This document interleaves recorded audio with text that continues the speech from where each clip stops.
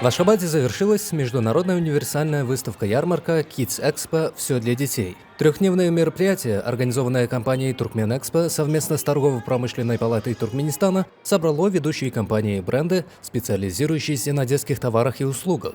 Выставка стала важной платформой для обмена опытом и презентации новинок. Участники и гости отметили высокий уровень организации и разнообразие представленных экспозиций. В заключительный день выставки был проведен традиционный СМС-конкурс на самый красивый павильон. По итогам голосования титул лучшего павильона достался бренду Баалам, который смог завоевать симпатии посетителей. Второе место занял павильон известной компании Nestlé. Компания Nestlé ежегодно участвует в этой выставке. Спасибо организаторам, кто это делает. Нам очень приятно.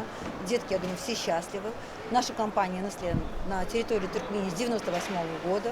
Официальным дистрибьютором является Acayip Bulgur.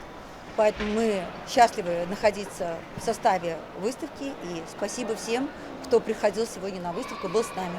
Сегодня мы заняли второе место, но надеемся, в следующем году, в 26-м, будет на первом месте. Помимо деловой программы, последний день выставки был наполнен развлекательными мероприятиями. Для юных посетителей были организованы детские концерты, выступления аниматоров и конкурс роботов. Kids Expo 2025 подарила множество положительных эмоций как детям, так и их родителям, подтвердив свой статус ключевого события в сфере детских товаров и услуг в регионе.